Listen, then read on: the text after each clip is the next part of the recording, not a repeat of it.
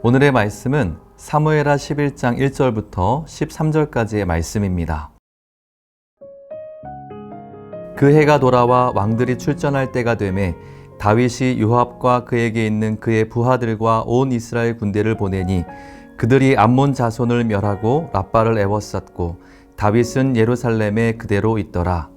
저녁 때에 다윗이 그의 침상에서 일어나 왕궁 옥상에서 거닐다가 그곳에서 보니 한 여인이 목욕을 하는데 심히 아름다워 보이는지라. 다윗이 사람을 보내 그 여인을 알아보게 하였더니 그가 아뢰되 그는 엘리암의 딸이요 햇사람 우리아의 아내 밧세바가 아니니까 하니 다윗이 전령을 보내어 그 여자를 자기에게로 데려오게 하고 그 여자가 그 부정함을 깨끗하게 하였으므로 더불어 동침하매 그 여자가 자기 집으로 돌아가니라. 그 여인이 임신함에 사람을 보내 다윗에게 말하여 이르되 내가 임신하였나이다 하니라. 다윗이 요압에게 기별하여 햇사람 우리아를 내게 보내라 하매 요압이 우리아를 다윗에게로 보내니 우리아가 다윗에게 이르매 다윗이 요압의 안부와 군사의 안부와 싸움이 어떠했는지를 묻고 그가 또 우리아에게 이르되 내 집으로 내려가서 발을 씻으라 하니 우리아가 왕궁에서 나가매 왕의 음식물이 뒤따라 가니라. 그러나 우리아는 집으로 내려가지 아니하고 왕궁 문에서 그의 주의 모든 부하들과 더불어 잔지라. 어떤 사람이 다윗에게 아뢰되 우리아가 그의 집으로 내려가지 아니하였나이다. 다윗이 우리아에게 이르되 내가 길 갔다가 돌아온 것이 아니냐 어찌하여 내 집으로 내려가지 아니하였느냐 하니 우리아가 다윗에게 아뢰되 언약궤와 이스라엘과 유다가 야영 중에 있고 내 주 요압과 내 왕의 부하들이 바깥들에 진치고 있거늘 내가 어찌 내 집으로 가서 먹고 마시고 내 처와 같이 자리이까. 내가 이 일을 행하지 아니하기로 왕의 살아계심과 왕의 혼의 살아계심을 두고 맹세하나이다 하니라. 다윗이 우리아에게 이르되 오늘도 여기 있으라. 내일은 내가 너를 보내리라. 우리아가 그날에 예루살렘에 머무니라. 이튿날 다윗이 그를 불러서 그로 그 앞에서 먹고 마시고 취하게 하니 저녁 때에 그가 나가서 그의 주의 부하들과 더불어 침상에 눕고 그의 집으로 내려가지 아니하니라. 아멘.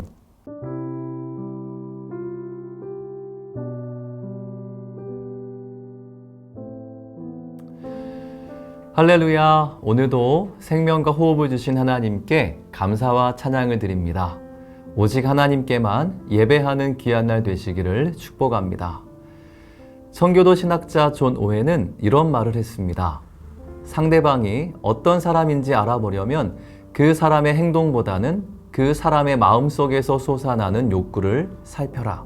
그 사람의 욕구가 그 사람이 어떤 사람인지를 말해준다. 건강한 사람, 특히나 혈기왕성한 청년들이라면 마음을 채운 여러 가지 욕구들이 있을 겁니다. 자는 것, 먹는 것 등의 생존을 위한 욕구에서부터 자아실현 같은 높은 단계의 욕구들이 존재하겠죠. 중요한 것은 오웬의 말처럼 욕구로 채워진 마음의 결대로 그 사람의 행동과 인생이 결정된다는 것입니다. 오늘의 묵상 말씀은 우리가 잘 아는 말씀이기도 합니다.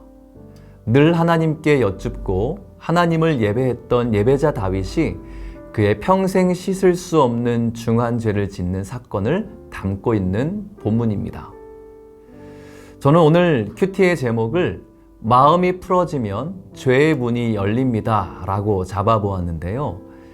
다윗이 충직한 부하의 아내와 간음을 하고 그 죄를 덮기 위해 살인을 저지르기까지 일련의 모든 사건들이 결국 느슨하게 풀어진 다윗의 마음에서부터 시작되었다는 사실에 주목해 보고자 합니다.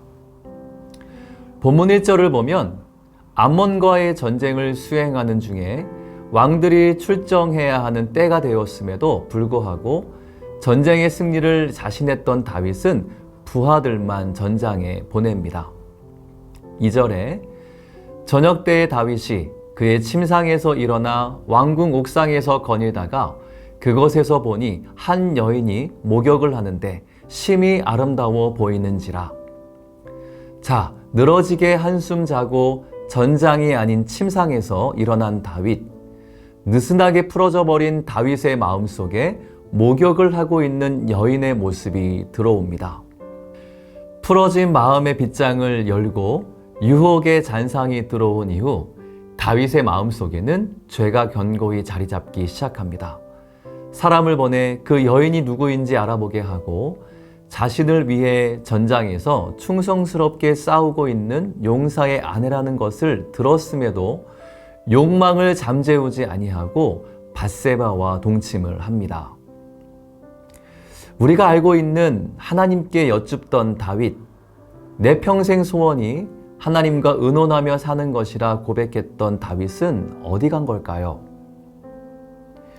이전에 야훼의 언약궤가 예루살렘에 입성할 때 춤추며 예배했던 다윗이 지금은 언약궤가 나가 있는 전장이 아닌 침상에서 마음의 욕망을 채우기 위해 죄를 짓고 있다니요. 저 개인적으로는 큐티 대본을 준비할 때 고민이 많이 되었습니다.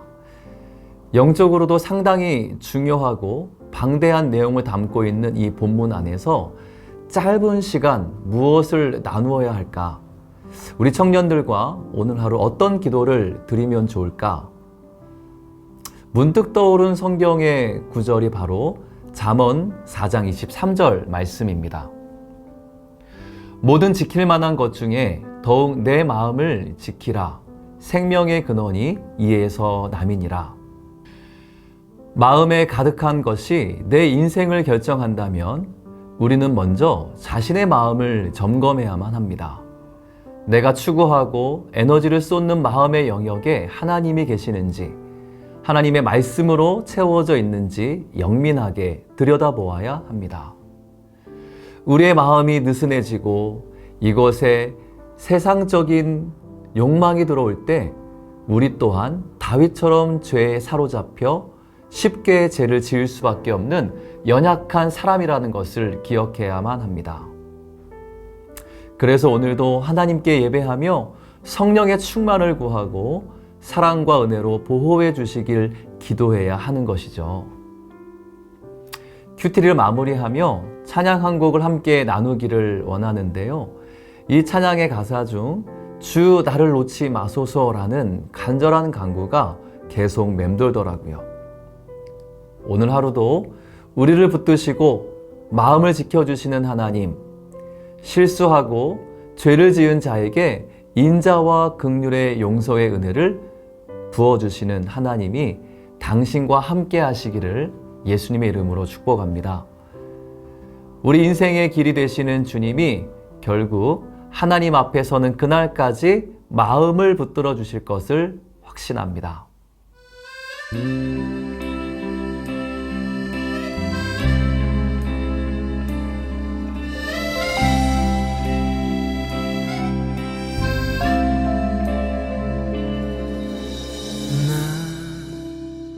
비로소 이제 깊고 넓은 바다 간다.